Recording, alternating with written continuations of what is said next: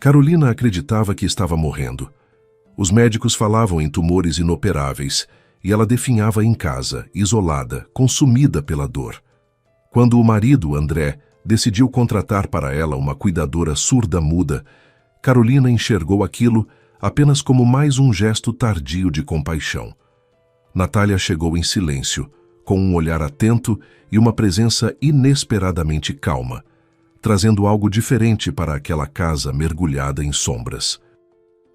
O que André não sabia era que aquela escolha, feita como parte de uma aposta cruel, mudaria tudo, e que muito em breve seria ele, e não Carolina, quem teria uma surpresa da qual não poderia escapar. Antes de começarmos, já se inscreva no canal, ative o sininho e deixe seu like. E nos comentários me conte de qual cidade você está assistindo essa história.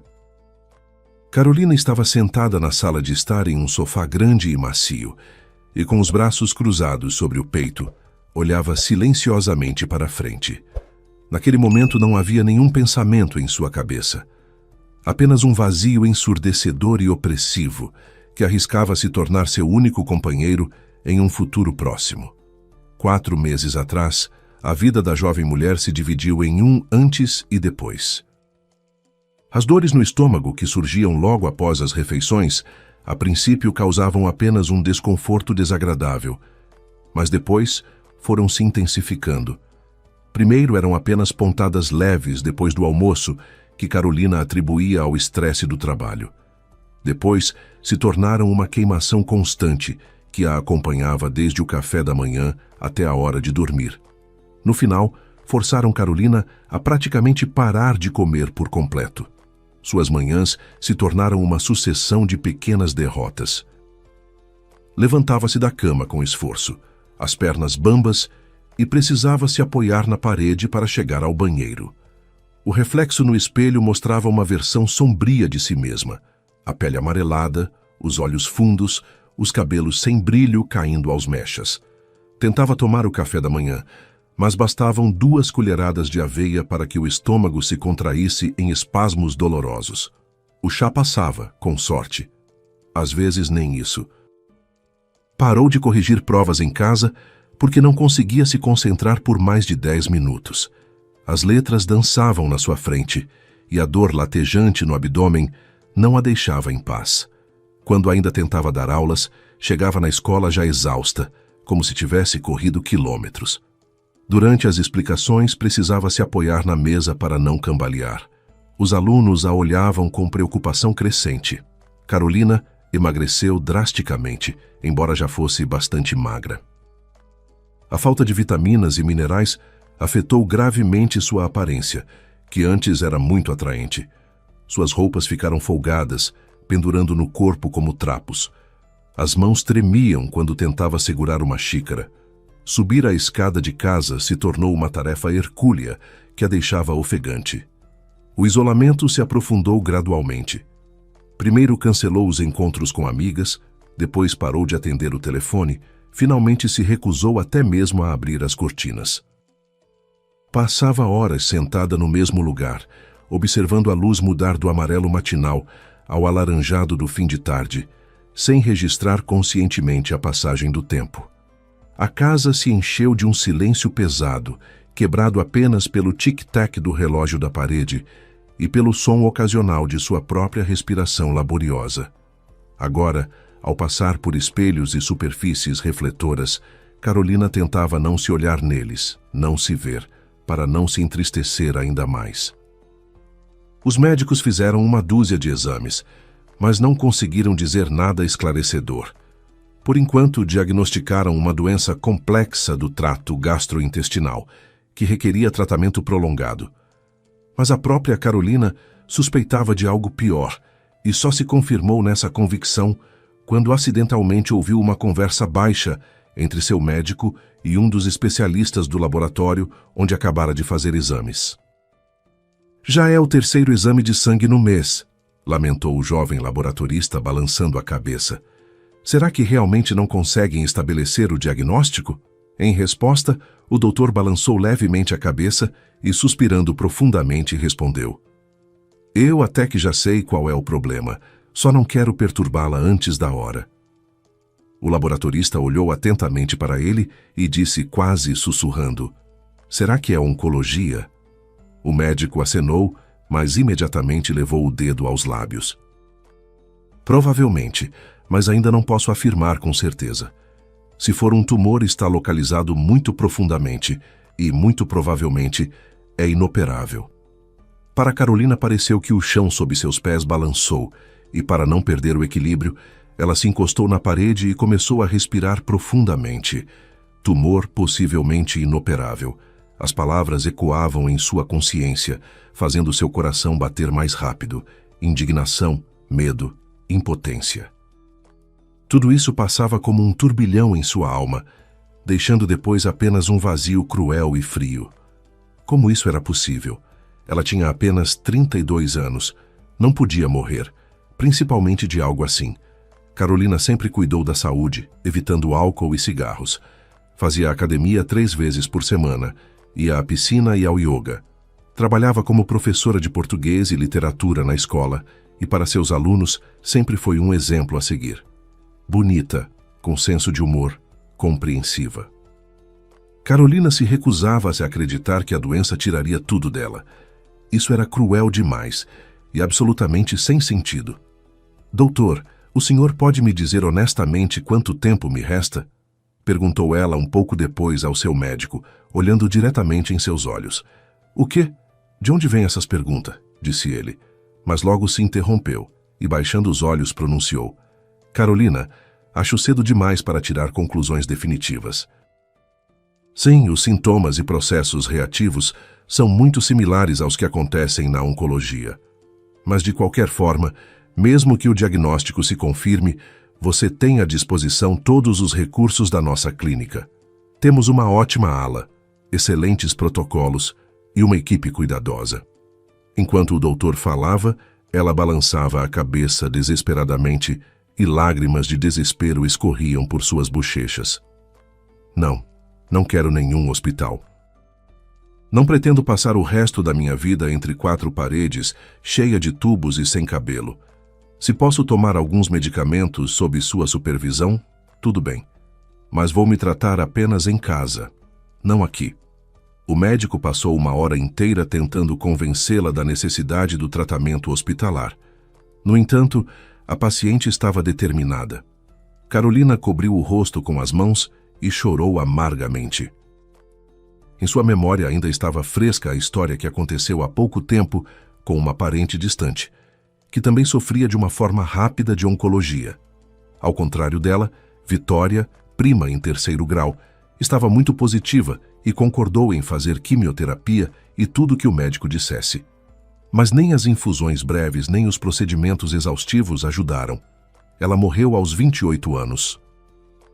No final, o doutor prescreveu para Carolina uma série de medicamentos para aliviar dores e espasmos, após o que a liberou relutantemente para casa. Mas antes de se despedir, lembrou que o diagnóstico ainda não era preciso.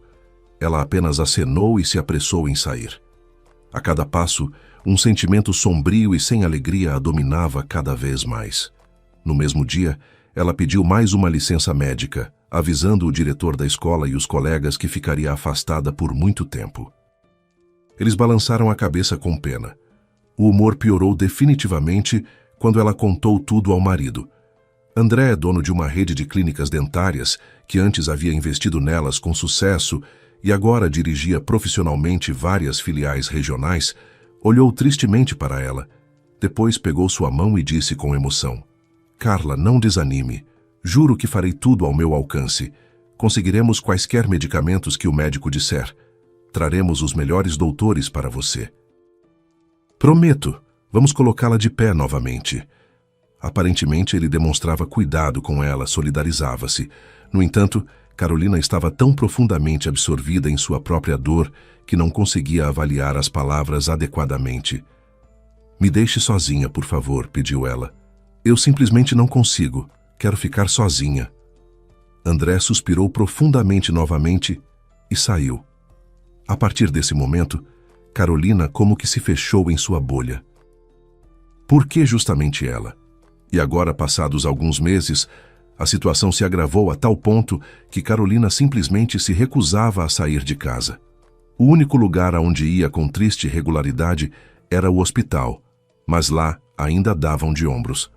Não se preocupe, está tudo bem, dizia-lhe o marido repetidamente. Vamos comprar passagens para São Paulo, iremos e faremos tudo lá. Ela o olhava com um olhar indiferente. Não precisa de passagens, não vou. Falava em tom calmo e indiferente. Como assim? Não entendi, disse André. Carolina, estamos perdendo a coisa mais preciosa que restou, o tempo, mas a esposa balançou a cabeça negativamente. Já não há mais tempo mesmo. Quero ficar em casa. Não quero ver ninguém. André cerrou os dentes. Como quiser. Mas tenha em mente que seu estado só piora o curso da doença. Até o médico diz que precisa aparecer mais entre as pessoas. Querer viver. Carolina não lhe respondeu nada. Apenas envolveu seu chale quente e se virou. A partir desse momento, o marido como que foi substituído. Começou a ficar cada vez mais na empresa, viajava em longas viagens de negócios, explicando isso como época de projetos e reuniões especialmente complexos. Quando chegava em casa, e isso acontecia após a meia-noite, Carolina sentia claramente o aroma que vinha dele de álcool forte e perfume feminino. Apesar de já ter desistido de si mesma há muito tempo, no fundo, ainda amava o marido e não podia deixar de se preocupar com o estado dele.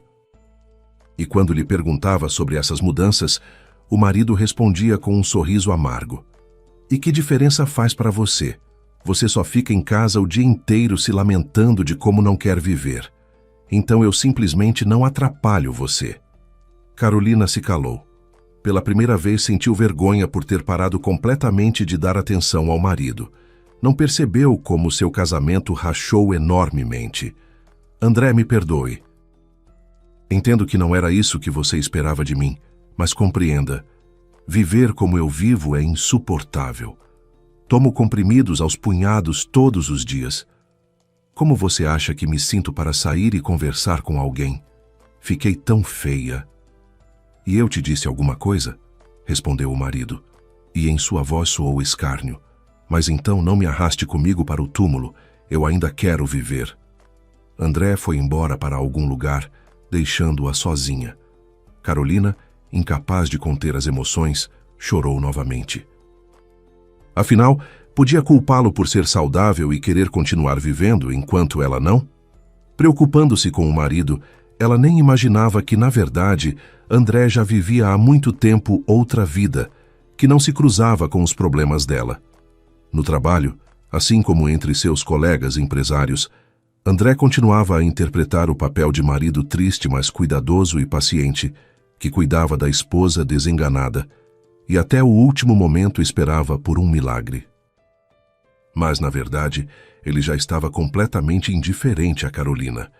Sua dor e apatia fizeram uma péssima pegadinha com ela. O empresário decidiu assim.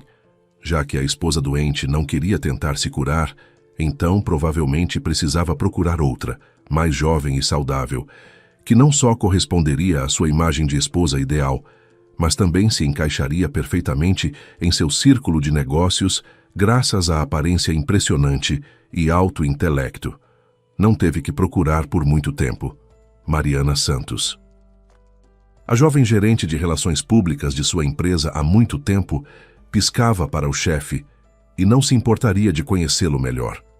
Bonita, ambiciosa, com uma língua bem solta, Mariana rapidamente conquistou não apenas a disposição profissional do chefe. Logo seus relacionamentos se transformaram em uma verdadeira paixão desenfreada, cujo resultado foi a gravidez.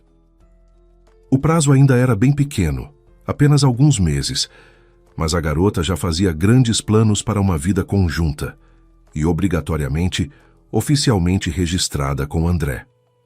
Não acha que já é hora de nos assumirmos? Disse uma vez Mariana, com ironia não disfarçada. Estamos juntos há tanto tempo que, sabe, me sinto meio prejudicada. Tenho que dividir você com uma esposa moribunda. Quando vai se divorciar? É impossível abandoná-la nesse estado, já expliquei, disse André com irritação. Imagine só o que vão dizer de nós. Os parceiros, aliás, já desconfiam que nos liga mais que o trabalho. Ele se inclinou para a amante, beijou-a carinhosamente e acrescentou em tom confiante: acho que logo tudo se resolverá por si só. No estado que Carolina está, as pessoas se consomem rapidamente. Mariana olhou com esperança. Você bolou alguma coisa? Ainda não, mas estou trabalhando nisso, assegurou o empresário e sorriu maliciosamente. Alguns dias depois, André celebrava com seus amigos e também parceiros de negócios uma transação especialmente bem-sucedida. Era em um clube de charutos de elite, onde só entravam clientes muito importantes. Sentado em um nicho especial, cercado por uma cortina de veludo, André relaxou tanto que se permitiu abrir o jogo tanto sobre Mariana quanto sobre Carolina, que com sua própria existência começou a complicar seriamente sua vida. Um dos amigos, dono de uma rede de concessionárias, disse: bem, meu caro, sua situação é sem saída. Ou ficar esperando e escondendo Mariana ou o quê? André o olhou avidamente. Ou se divorciar dela agora, ou se preparar para processos, e certamente os jornalistas vão se reunir como corvos. E vai manchar sua imagem bastante, concluiu o segundo amigo empresário. André pensou. Nenhuma nem outra opção o satisfazia, mas inesperadamente em sua cabeça passou uma série de eventos que podia mudar tudo. Era possível se livrar da esposa enjoada e, ao mesmo tempo, não sofrer nem financeira nem reputacionalmente. Como isso seria possível? Perguntou o primeiro amigo. Isso é problema meu, mas no final eu conseguiria uma nova vida com Mariana e uma reputação limpa. O segundo empresário arqueou a sobrancelha interrogativamente. Bem, senhores, já que a conversa chegou a esse ponto, proponho uma aposta. O dono das concessionárias sorriu levemente. E qual seria? Se André conseguir fazer tudo isso, digamos, em 1 mês e meio, cada um coloca $500 mil na mesa para ele. Mas há uma condição. Ele não pode sujar as mãos para que ninguém tenha dúvidas. O segundo empresário, que formulou o princípio da aposta, acrescentou, olhando para André com olhos brilhando de empolgação: e se não conseguir, lavamos as mãos. Ninguém deve saber que apostamos nisso. E nos lábios do homem apareceu um sorriso astuto. Em caso de derrota, você, André, deve a cada um de nós 5% das ações de sua empresa como substituição equivalente ao dinheiro. Combinado? Nos olhos de André, confiante na perfeição de seu plano, acendeu a mesma fagulha ambiciosa. Fechado! Exclamou excitadamente, e os homens selaram a aposta com um aperto de mãos clássico. Pelo menos conte por alto o que pretende fazer, pediu o dono das concessionárias. Temos que ter uma ideia do que assinamos. Chegou a vez de André enviar-lhes um olhar misterioso. Sim, tenho uma ideia, começou. Vou contratar uma cuidadora que vai acabar com ela moralmente. Carolina já se transformou há muito tempo em uma histérica sem vontade própria. Então, não será difícil, e quanto pior ela se sentir, mais rápido a doença fará seu trabalho negro. Obviamente, tudo será gravado, para que possam observar a pureza do experimento em tempo real. Os amigos acenaram aprovando com as cabeças. Então preparem 1 milhão, sorriu André cinistamente. No dia seguinte, ele começou a colocar seu plano em prática. Entendendo que precisava de uma pessoa completamente especial como cuidadora, o empresário decidiu seguir um caminho não convencional, contratar alguém com deficiências de desenvolvimento. Foi assim que, alguns dias depois, Natália apareceu em seu escritório. A jovem tinha acabado de chegar de uma cidadezinha no interior do estado, onde primeiro foi criada em um internato para crianças cegas e surdas mudas, e depois trabalhou lá como faxineira. Não tinha diploma confirmando sua qualificação. No entanto, para André isso não importava. Natália não ouvia e não podia falar no sentido habitual, mas dominava perfeitamente a linguagem de sinais e sabia fazer leitura labial. Além disso, sempre sentia os outros muito sutilmente.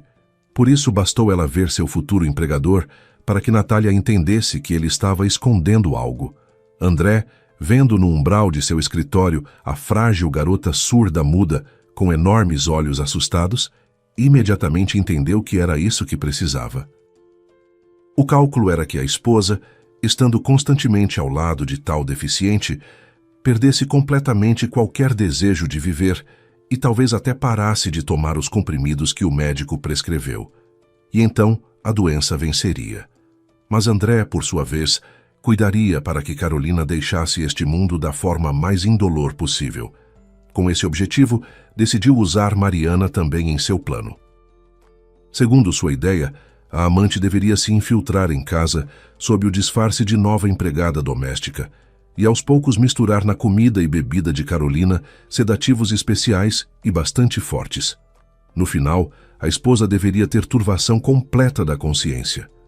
E quando ela se tornasse completamente incapacitada, André poderia, com o coração leve, interná-la em alguma clínica psiquiátrica particular. E ele, aos olhos do público, permaneceria no final como um viúvo inconsolável. "Mas isso é simplesmente genial", exclamou Mariana. "É claro que parece um pouco radical, mas parece que você vai ganhar em todas as frentes. Só lembre-se, nesta pequena representação, você é que faz o papel principal", advertiu André. "Natália será oficialmente apenas cuidadora. Ela simplesmente, como um negativo, contribuirá para a depressão da psique e você garantirá a decomposição física. Vou passar os medicamentos amanhã e, é claro, você precisa se controlar. Carolina não deve desconfiar do que há entre nós." Mariana acenou concordando e se abriu em um sorriso satisfeito. Só de pensar apenas 1 mês e meio e não teriam mais que se esconder. Seguindo as condições da aposta, André, antes da chegada de Natália, instalou câmeras escondidas pela casa para periodicamente apresentar relatórios aos amigos sobre o tratamento da esposa. O cinismo da situação não o incomodava absolutamente. A jovem empregada doméstica não despertava em Carolina nenhum sentimento além de gratidão. Mariana vinha 2 vezes por dia e se ocupava principalmente de cozinhar e limpeza leve. De qualquer forma, a amante se esforçava muito para parecer que estava limpando o pó e encerrando o piso do hall até brilhar, embora seu objetivo principal fosse se aproximar da comida o mais discretamente possível. Natália chegou à casa no dia seguinte. A garota examinou atentamente a situação na casa e concluiu que na vida de Carolina faltavam catastroficamente emoções positivas e impressões vivas. A própria Carolina ficou bastante surpresa com a ajudante que só podia se comunicar com ela através de bilhetes. Ela não conhecia a linguagem de sinais, por isso entendia apenas os mais simples depois de algum tempo. Aliás, Natália sentia perfeitamente o que a patroa lhe dizia, por isso conseguiu encontrar rapidamente uma linguagem comum com ela. Os primeiros dias passaram em um silêncio estranho e quase respeitoso. Natália se movia pela casa como uma sombra cuidadosa, observando a rotina melancólica de Carolina. Pela manhã, a cuidadora preparava chá morno e torradas sem manteiga, as únicas coisas que Carolina conseguia consumir sem sentir náuseas imediatas. Deixava a bandeja na mesinha ao lado do sofá, onde Carolina passava a maior parte do dia, e depois se afastava discretamente. Carolina comia pouco, mastigando devagar cada pedaço, como se cada movimento fosse um esforço monumental. Natália notou como suas mãos tremiam levemente ao segurar a xícara, como ela precisava fazer pausas entre as mordidas para respirar fundo e controlar a dor. Quando Carolina terminava, sempre deixando metade no prato, Natália recolhia tudo sem fazer ruído, seus passos abafados pelo tapete da sala. Durante as tardes longas e vazias, estabeleceu-se entre elas uma espécie de dança silenciosa. Carolina se sentava sempre no mesmo canto do sofá, envolvida em seu xale de lã, olhando para o nada. Natália arrumava a casa em movimentos lentos e deliberados, cuidando para não fazer barulho desnecessário. Vez ou outra, seus olhos se cruzavam.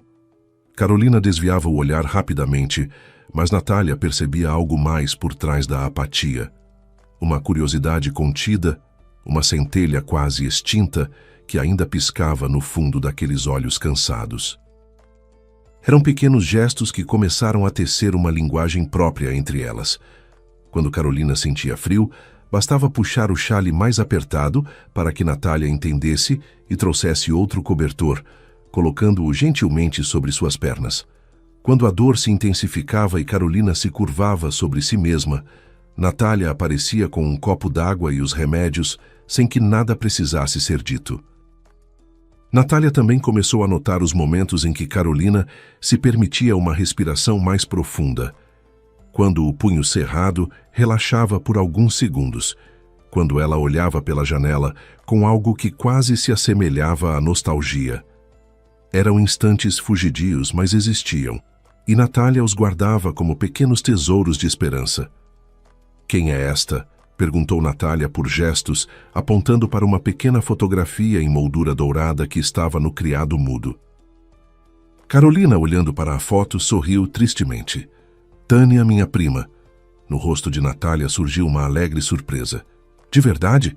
digitou ela no tablet especial que André havia dado para a comunicação com a esposa. «Eu a conhecia. Boa garota. Veio ao nosso orfanato para a festa beneficente. Brincou com as crianças. Todos gostaram muito dela». Na alma de Carolina, inesperadamente se mexeu curiosidade, e Natália notou a faísca de interesse. «É verdade», disse Carolina lentamente. Tânia contava que foi várias vezes visitar as crianças. Era figurinista no teatro infantil local e amava muito as crianças. Natália sorriu amplamente. «Como ela está?» escreveu a garota, e Carolina se entristeceu. «Tânia». A mulher hesitou por um momento, mas entendendo que não haveria nada de mal em sua história, continuou. «Morreu há 3 anos junto com o marido. O ônibus capotou». Natália imediatamente ficou triste. «Sinto muito, de verdade», disse a cuidadora. «Tudo bem, já passou muito tempo», respondeu Carolina. «Eu e Tânia éramos muito próximas. Ela não era apenas minha irmã, mas também minha melhor amiga». Carolina olhou para Natália, e por um momento lhe pareceu que era a própria Tânia do céu que havia enviado a ela essa modesta jovem como um sinal de consolo. Natália era privada de voz, mas possuía uma empatia extraordinária. E parecia que podiam se entender perfeitamente sem palavras. Nesse mesmo tempo, do outro lado da cidade, André recebia em seu escritório a contadora. Gilda tinha mais de 60 anos, mas apesar da idade, possuía uma mente afiada e há muitos anos conduzia toda a documentação das clínicas, começando ainda da primeira clínica dentária dele. «André, mesmo assim quero esclarecer sobre as últimas 3 transferências. Sei que o senhor pediu para não me preocupar com nada, mas o que a Receita Federal vai dizer? As somas que o senhor transfere para aquela clínica suíça são muito altas para serem consideradas simples contribuições de patrocínio. Os fiscais podem se interessar por isso a qualquer momento, e então começarão verificações sérias». André, que já havia dito várias vezes à contadora para não se meter onde não era chamada, desta vez tentou parecer maximamente ocupado. Assim mascarava sua irritação. «Gilda, por favor, já discutimos isso muitas vezes. Os parceiros da Suíça oferecem metodologias verdadeiramente revolucionárias de restauração. Naturalmente, os materiais usados nisso não são baratos». «Sim, lembro do que conversamos», respondeu a mulher o mais calmamente possível. «O senhor queria que esses materiais fossem usados para clientes VIP, mas mesmo assim é muito dinheiro. Honestamente, nem sei como vamos fechar isso na prestação de contas anual». Nos olhos da contadora passou inquietação. Que diferença faz? Não aguentou e gritou o empresário, mas logo se conteve. «Desculpe, mas você não me deixa a escolha. Seu trabalho é simplesmente dissolver essas despesas dentro de outra prestação de contas. Com o resto eu me viro». A expressão do rosto de Gilda ficou fria e distante. «Como quiser», disse secamente e saiu do escritório, fechando bem a porta atrás de si. Mas, apesar de suas exigências, não pretendia fechar os olhos para todas as estranhezas que ultimamente apareciam nos relatórios financeiros. A mulher decidiu que, obrigatoriamente, descobriria o que o chefe estava escondendo e, se necessário, passaria esses dados para quem de direito. O que Gilda definitivamente não queria era responder perante a lei. Os dias passavam. Contrariando as expectativas de André, Natália se tornou para Carolina não um irritante negativo, mas uma espécie de janela para o silêncio. A garota sempre estava por perto e oferecia toda a ajuda necessária, sem incomodar com conversas vazias. Às vezes, Carolina podia nem notar Natália, que silenciosamente se ocupava de seus afazeres em seu quarto. Ela era como uma sombra. Seguia os passos de sua tutelada, mas só se fazia notar quando realmente era necessário. Com o passar dos dias, começaram a se formar rituais quase imperceptíveis entre elas. Pela manhã, Natália arrumava silenciosamente as almofadas do sofá antes de Carolina descer. À tarde, quando o sol entrava pela janela da sala, ela ajustava as cortinas para que a luz não incomodasse os olhos sensíveis de Carolina. À noite, antes de Carolina subir para o quarto, Natália sempre deixava um copo d'água fresca na mesinha de cabeceira, junto com os remédios organizados em fileirinhas. Carolina começou a perceber esses pequenos cuidados. A princípio, com irritação, não queria ser tratada como inválida, mas aos poucos foi notando que Natália nunca a fazia se sentir frágil ou incapaz. Seus gestos eram naturais, como se cuidar de alguém fosse simplesmente parte de quem ela era, não uma obrigação piedosa. Houve uma tarde em que Carolina tentou levantar para pegar um livro na estante e sentiu uma tontura violenta. Natália apareceu instantaneamente ao seu lado, não para impedi-la de levantar, mas oferecendo discretamente o braço como apoio. Quando Carolina conseguiu pegar o livro, Natália se afastou sem alarde, voltando para sua tarefa de dobrar roupas como se nada tivesse acontecido. Foi nesse momento que Carolina realmente olhou para a cuidadora. Natália trabalhava com uma concentração quase meditativa, seus movimentos precisos e econômicos. Havia algo de sereno nela que Carolina não conseguia decifrar. Não era a serenidade de quem desistiu da vida, mas de quem encontrou uma forma particular de habitá-la. Certa vez, Natália voltou da loja e colocou diante de Carolina um pacote bonito com o emblema de uma popular loja de artigos para a criatividade. "O que é isto?" perguntou Carolina, que estava de péssimo humor naquele dia.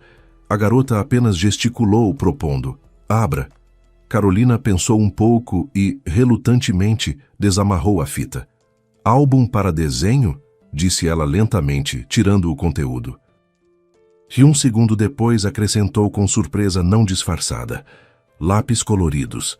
Natália, estamos na pré-escola ou o quê?" Natália viu como a patroa se agitou, rapidamente pegou o tablet e começou a digitar rápido. "É arte-terapia. Ouvi dizer que isso ajuda bem em tais estados. Tente." Carolina se inflamou e, com um grito indignado, empurrou o presente para longe. "Que absurdo é esse? Que emoções! Você está em seu juízo perfeito? Tire isso agora mesmo. Nada mais pode me ajudar." Carolina se levantou bruscamente, mas sentiu como a cabeça girou drasticamente. No final, desceu de volta para a cama. Naquele minuto, queria simplesmente ficar sozinha. "Vá embora. Por favor, vá embora." Natália entendeu que hoje nada daria certo. Por isso, guardou o presente de volta no pacote e cuidadosamente o colocou na penteadeira. Ela mesma saiu do quarto. Não estava zangada, entendendo como Carolina se sentia agora. E tarde da noite, quando todos na casa já dormiam, Carolina inesperadamente acordou e, com um movimento rápido, se sentou na cama. Havia sonhado com alguma mistura terrível de imagens nas quais se misturava o passado. Escola, alunos, marido. Depois, por algum motivo, viu no sonho uma igreja velha e, ao lado, um cemitério. "Não, não quero morrer", sussurrou ardentemente, jogando fora o cobertor abafado como uma mortalha. "Não quero morrer, não quero." O pânico rapidamente a dominava. Acendeu o abajur e, pegando o pacote, despejou todo o conteúdo na mesa e começou a desenhar algo caoticamente, sem pensar muito no que seria. E quando se deu conta, já alvorecia lá fora. Afastando-se do álbum, a mulher olhou para seus desenhos. Descobriu que havia usado todas as cores, mas a única coisa que não tocou foi o lápis preto. Ele estava ali solitário de lado. Carolina havia desenhado no papel sua casa em um dia ensolarado e brilhante, e no telhado estavam sentados 2 enormes pássaros coloridos. De onde veio tudo isso? Será que fui eu mesmo? Maravilhava-se Carolina, e depois, balançando a cabeça, olhou para seus dedos sujos de grafite colorido. Ah, Natália, você parece conseguir puxar uma pessoa até da beira do túmulo. Balançou a cabeça Carolina e sorriu levemente. Durante o desenho, como se uma parte fechada dela tivesse se libertado. E pela primeira vez em muito tempo, o mundo parecia não tão terrível. Me ensine sua linguagem, pediu Carolina à cuidadora no dia seguinte. Quero me comunicar com você não apenas através de bilhetes. Natália se surpreendeu, mas também se alegrou com tal pedido. Com prazer concordou. No início, o aprendizado era difícil. Da constante tristeza e fixação em sua própria dor, Carolina por muito tempo não conseguia se concentrar. Mas Natália se distinguia por uma paciência especial. Literalmente migalha por migalha, Carolina juntava dentro de si não apenas sua própria personalidade, mas despertava em si o desejo de viver novamente. Ela de repente se lembrou de como era esperta e inteligente antes, e como seus alunos ficavam alegres quando ela mesma facilmente e alegremente lhes ensinava algo. As lições começavam sempre na parte da tarde, quando a luz ficava mais suave e Carolina se sentia um pouco melhor. Sentavam-se frente a frente na mesa da sala, e Natália mostrava os gestos básicos com paciência infinita. Casa, água, obrigada. Palavras simples que Carolina repetia com as mãos trêmulas, concentrando-se intensamente para lembrar de cada movimento. Natália percebia quando Carolina estava chegando ao limite de sua resistência. Suas mãos ficavam mais rígidas, o rosto se contraía de dor, e ela começava a fazer os gestos de forma automática, sem realmente estar presente. Nesses momentos, Natália gentilmente sinalizava para pararem, e Carolina, constrangida, murmurava desculpas.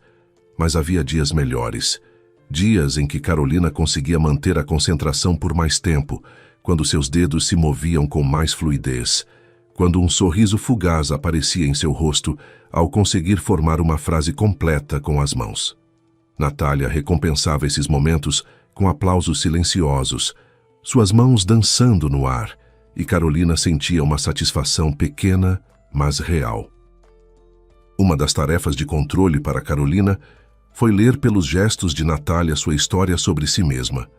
A mulher seguiu atentamente as mãos da cuidadora e, no final, começou a responder devagar, para que Natália pudesse ler tudo pelos lábios.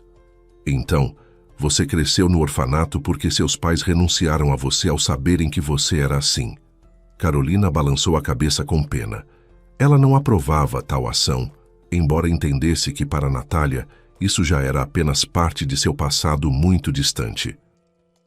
Depois, aos 5 anos, os educadores começaram a notar que você desenha bem. Você mesma não entendia isso. Mais tarde percebeu que tem talento. Natália acenou sorrindo.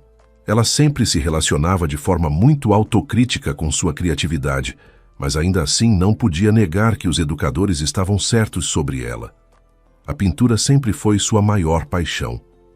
Você sonhava em se tornar artista animadora profissional para aqueles que não podem ouvir e falar, continuou Carolina. Queria que eles recebessem filmes de não menos qualidade que as crianças normais. Mas não conseguiu entrar onde queria. Não havia dinheiro. Não digo para pagar o curso, mas pelo menos um semestre. Natália novamente acenou e fingiu que aplaudia. Embora Carolina tenha notado como nos olhos da garota apareceu uma expressão triste. Ela entendia que Natália foi forçada a renunciar a seu sonho pelo simples desejo de sobreviver. Mesmo em sua pequena cidade, o trabalho era difícil. E o que dizer dos surdos-mudos, para quem é especialmente difícil encontrar trabalho do gosto? É pena que não deu certo para você, disse Carolina a ela na linguagem de sinais. Mas talvez ainda dê certo. Natália acenou agradecida. Depois voltou a seus afazeres. e Carolina sentia na alma uma elevação inédita. André, observando a situação e a amizade rapidamente se desenvolvendo entre a cuidadora e sua esposa, ficava cada vez mais preocupado. Ele esperava que Carolina uivasse como lobo por causa de sua ajudante muda, e elas, em vez disso, desenhavam juntas e agora ainda se comunicavam por gestos. Não era esse efeito que esperava.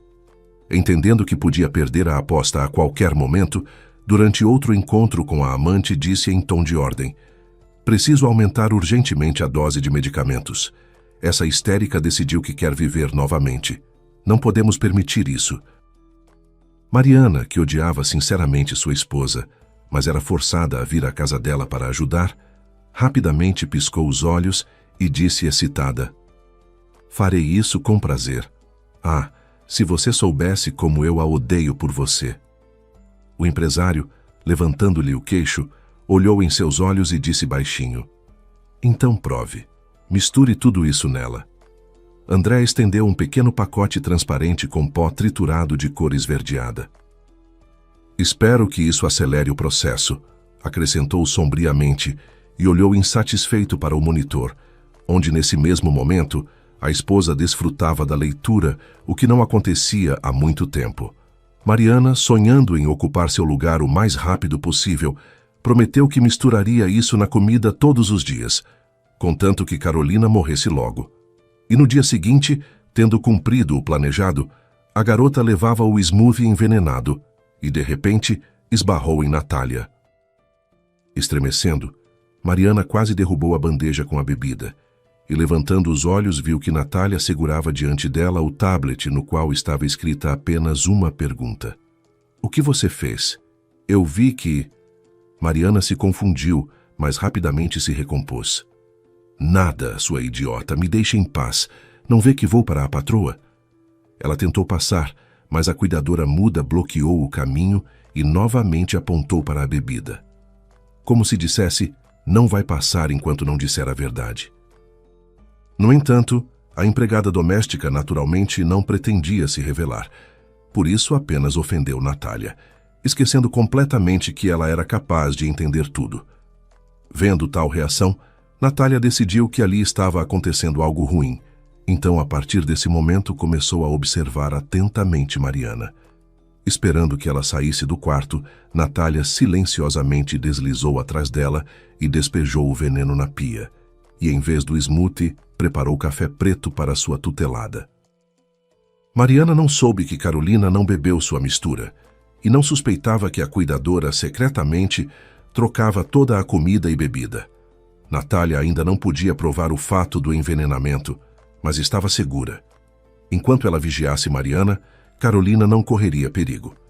Alguns dias depois, Natália levou Carolina para passear no parque da cidade. Elas desfrutavam do tempo quente e do aroma das flores nos canteiros, quando um jovem ciclista quase as atropelou em alta velocidade. Tudo aconteceu tão rápido que Carolina nem ouviu o sinal da buzina e sentiu que alguém estava batendo nela por trás. Natália, porém, captando um sopro antinatural de vento, no último momento, conseguiu empurrar Carolina da estrada e ela caiu direto no canteiro florido. "Natália!" Só conseguiu gritar a mulher, esquecendo completamente que a cuidadora não ouvia. "Está tudo bem. Ela não se machucou." Ouviu-se perto uma voz masculina bonita. Levantando-se, ela viu diante de si um jovem bastante simpático de capacete e shorts de ciclista. "Desculpem, pelo amor de Deus", dirigiu-se ele, deitado a alguns metros da estrada. Uma de suas rodas havia saído completamente do eixo e o guidão estava anormalmente torcido. Furou o pneu e parece que bati numa lombada quando saía do parque. A buzina emperrou completamente. Natália estava ao lado e com interesse passava o olhar entre Carolina e ele. "Da próxima vez, por favor, seja mais cuidadoso", pediu gentilmente a mulher, e não pôde deixar de notar como brilhou em seus olhos uma faísca de simpatia sincera. Carolina sentiu que ela mesma começava a corar, enquanto Natália apenas sorria silenciosamente. A reação foi imediata e perturbadora. Carolina sentiu o sangue subir às bochechas e um calor estranho se espalhando pelo peito. sensações que havia esquecido completamente de existir. Por um momento, pareceu-lhe que podia respirar sem esforço, que a dor constante no estômago havia pausado, mas logo em seguida veio a culpa, pesada e sufocante. Como podia sentir alguma coisa além de desespero? Como ousava permitir que qualquer centelha de interesse surgisse quando estava praticamente desenganada? Carolina olhou rapidamente para Natália, como se a cuidadora pudesse ler seus pensamentos. Mas Natália apenas observava com aquela serenidade característica, sem julgamento, como se compreendesse que o coração humano não obedecia a regras lógicas nem mesmo diante da morte. O rosto de Roberto era aberto e honesto, sem nenhuma pretensão além da cortesia. Isso de alguma forma tornava tudo mais confuso para Carolina. Ela não queria sentir nada, não tinha direito de sentir nada. André já a havia abandonado emocionalmente, mas isso não mudava o fato de que ainda estava casada, ainda estava doente, ainda estava caminhando para o fim. Carolina entendia que sua simpatia não podia estar certa, embora ela e André já fossem estranhos um para o outro há muito tempo, e o coração da própria Carolina só recentemente havia começado a bater novamente. Meu nome é Roberto Silva. Estendeu a mão, apertando sucessivamente primeiro a mão frágil de Carolina, depois a mais flexível de Natália. Carolina explicou que Natália não podia ouvir, mas sabia fazer leitura labial. Roberto acenou com compreensão. Tudo normal. Eu mesmo trabalho no Centro para Crianças Especiais, aqui perto. Trabalhamos tanto com autistas quanto com deficientes auditivos e surdos mudos também. A propósito, nessa questão a hipoterapia ajuda muito. As crianças literalmente se abrem depois dela e ficam muito mais comunicativas. Quando Roberto falou sobre o centro, Carolina percebeu que sua voz carregava o mesmo tipo de dedicação serena que via nos gestos de Natália. Havia algo reconfortante nisso, uma familiaridade que ela não conseguia nomear. Talvez fosse a forma como ele se referia às crianças especiais, sem condescendência, sem piedade dramática, apenas com o respeito natural de quem realmente os conhecia. Roberto acrescentou que por formação era médico-terapeuta. Por isso, sabia por experiência própria como é difícil a vida das crianças especiais. Querem vir ao nosso centro? Propôs inesperadamente. Vejam como ajudamos as crianças a se recuperarem. E eu, como compensação pelo acidente de hoje, pessoalmente ensinarei vocês a andar a cavalo. O convite pegou Carolina desprevenida. Há meses que ninguém a convidava para lugar nenhum. As pessoas evitavam contato com ela, como se a doença fosse contagiosa. Mas Roberto falava naturalmente, como se sua presença fosse bem-vinda, como se ela ainda pudesse contribuir com alguma coisa no mundo. Era uma sensação estranha e quase dolorosa, como se um músculo atrofiado fosse subitamente solicitado a trabalhar. Parte dela queria recusar imediatamente. Que direito tinha de passear por aí quando deveria estar se preparando para morrer? Que direito tinha de sentir essa inexplicável leveza no peito quando olhava para Roberto? Mas outra parte, uma parte pequena e quase sufocada, sussurrava que talvez ainda merecesse alguns momentos de humanidade simples. Carolina ficou confusa com tal proposta inesperada, mas pensando, concordou. Fazia tanto tempo que não estava entre pessoas, e lhe interessava dar uma olhada no mundo no qual Natália viveu desde o nascimento. Quando ela contou isso ao marido à noite, ele apenas sorriu com escárnio. Já que você está tão determinada a morrer, para que essa viagem idiota? Ou você pensa que vai andar uma vez de cavalinho e a oncologia vai sumir como num passe de mágica? Aí sim nossos médicos são burros. André, naquele momento, pensou consigo que seria muito bom se a esposa enjoada, de repente, caísse desajeitadamente do cavalo e quebrasse o pescoço. Mas André, pelo que vejo, perdeu completamente os restos de humanidade, disse baixinho à esposa e se afastou da mesa de jantar. Ela chorou a noite toda, imaginando em que momento o havia perdido definitivamente. Na manhã seguinte, Carolina, junto com Natália, foi ao centro de reabilitação, e isso se tornou uma verdadeira revelação. Vendo como os especialistas trabalhavam com as crianças, como as introduziam à arte e as ajudavam a compreender este mundo, Carolina sentiu como algo dentro dela finalmente se mexeu. Roberto a ajudou a montar a cavalo pela primeira vez, e foi uma sensação inesquecível. Ela nunca se havia sentido tão livre e até parou de sentir dor. Depois disso, Carolina começou a ir lá regularmente.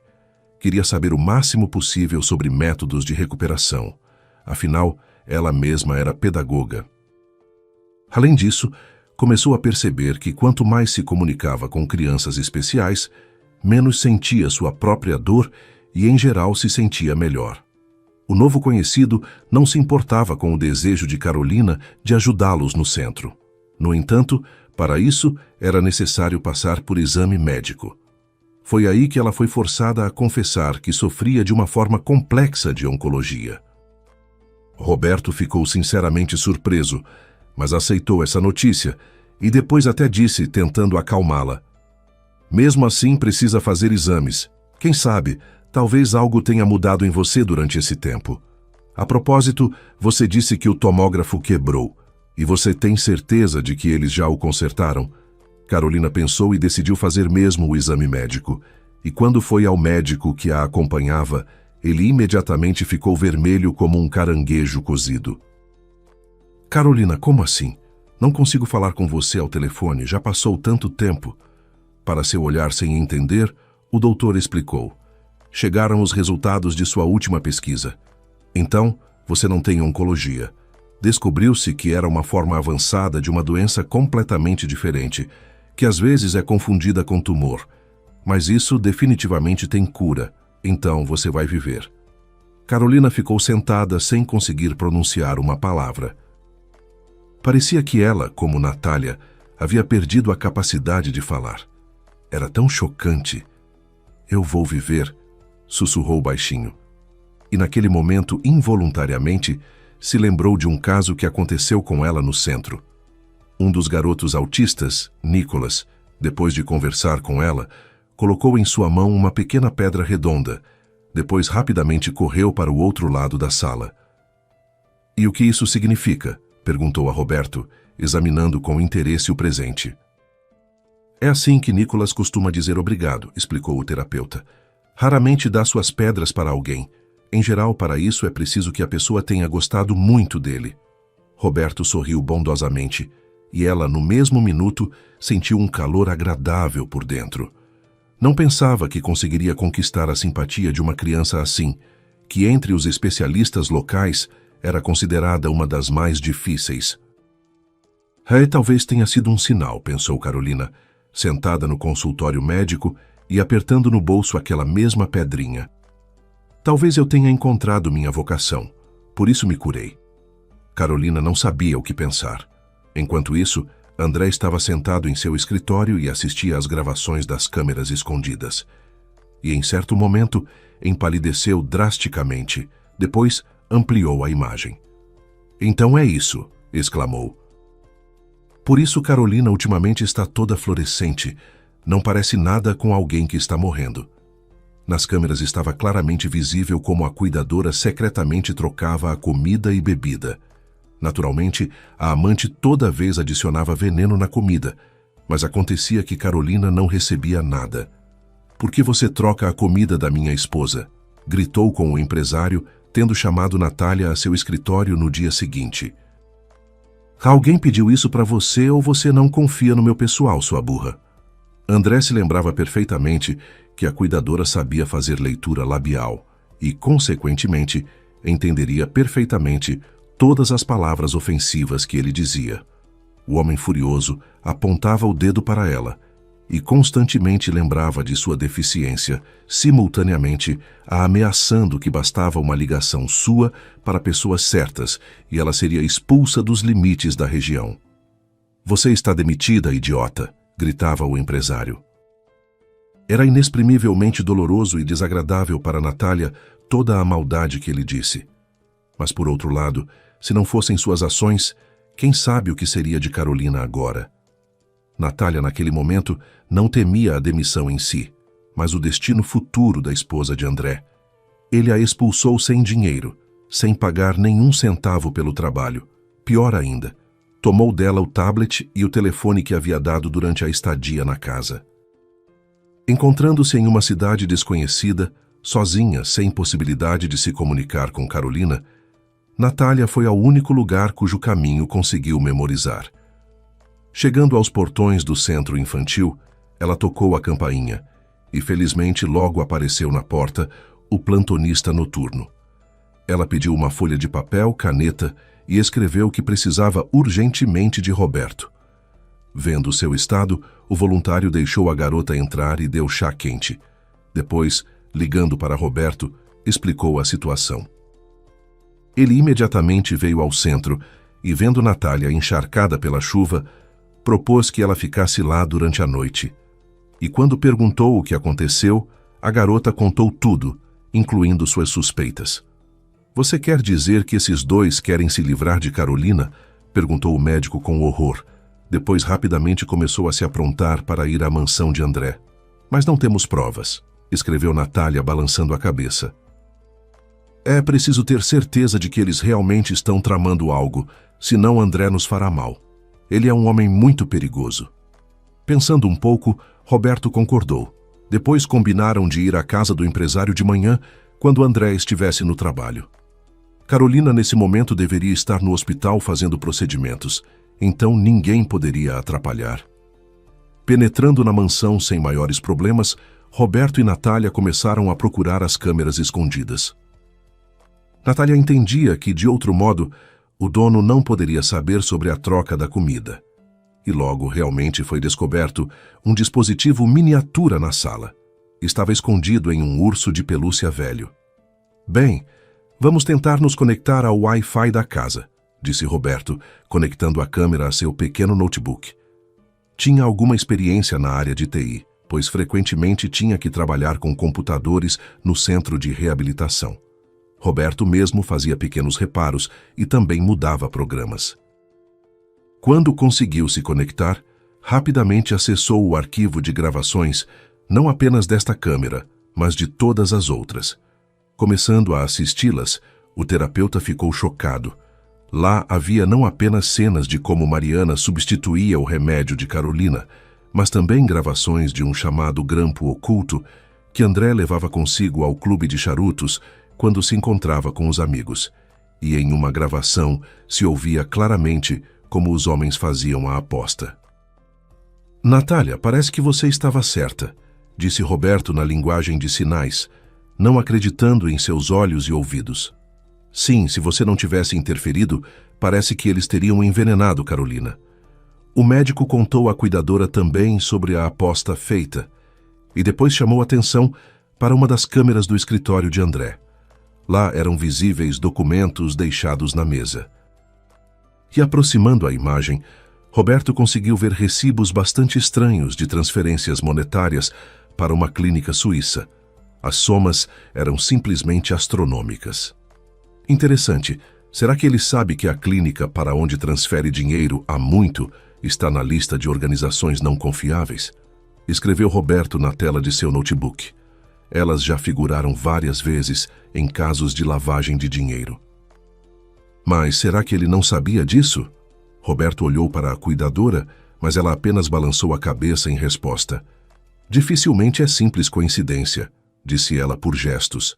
E o terapeuta, sem hesitar nem um minuto, baixou todos os arquivos em seu notebook. Agora era preciso agir rapidamente. Quando Carolina voltou do hospital, Roberto e Natália contaram tudo e a convenceram a fazer exame de sangue para detectar substâncias venenosas. O médico disse que os medicamentos tinham efeito cumulativo, e isso significava que seus rastros ainda podiam estar no sangue. Carolina, embora bastante surpresa com o que ouviu, mesmo assim fez o exame. E quando os temores se confirmaram e o veneno foi encontrado no sangue, eles passaram todos os materiais para a polícia. André, entendendo pelas gravações que agora enfrentava prisão, fugiu. Esperava conseguir usar o dinheiro que havia enviado para contas no exterior, lavando-o através daquela mesma clínica. Só que Gilda, sentindo que algo estava errado, conseguiu entregar antecipadamente um relatório preparado às autoridades. Na pressa, o empresário até esqueceu de sua amante, e Mariana ainda estava esperando um filho dele. E sabendo que ele a abandonou à própria sorte, a garota não ficou calada e confessou honestamente tudo na polícia. Mariana disse que supostamente todo esse tempo estava sob a influência de André e não podia resistir a ele porque temia pelo bebê. A polícia conseguiu a tempo bloquear a estação e André foi detido. Agora ele e sua amante enfrentavam prisão. Mariana parece teria que dar à luz na colônia, depois do que a criança provavelmente seria entregue a parentes para a criação. Carolina pediu divórcio e começou a viver uma vida normal, trabalhando no centro de reabilitação junto com Roberto, que 1 ano depois se tornou seu querido marido. Ela conseguiu completar plenamente o tratamento e novamente se sentia cheia de forças. O casal adotou aquele mesmo Nicolas, e o menino, apesar de suas particularidades, se sentia verdadeiramente necessário e feliz. Natália também encontrou sua felicidade dentro do centro. Conheceu Felipe. Ele também era surdo-mudo, mas fazia leitura labial perfeitamente. Formaram um casal maravilhoso. Natália começou a trabalhar no centro como artista decoradora. Junto com Felipe, esperavam um aumento em sua pequena família. O médico informou a Natália que teriam gêmeos. Obrigado por terem assistido até o fim. Se gostaram da história, peço que me apoiem com o botão joinha. Para vocês é um clique, mas para mim é muito importante. Obrigado antecipadamente.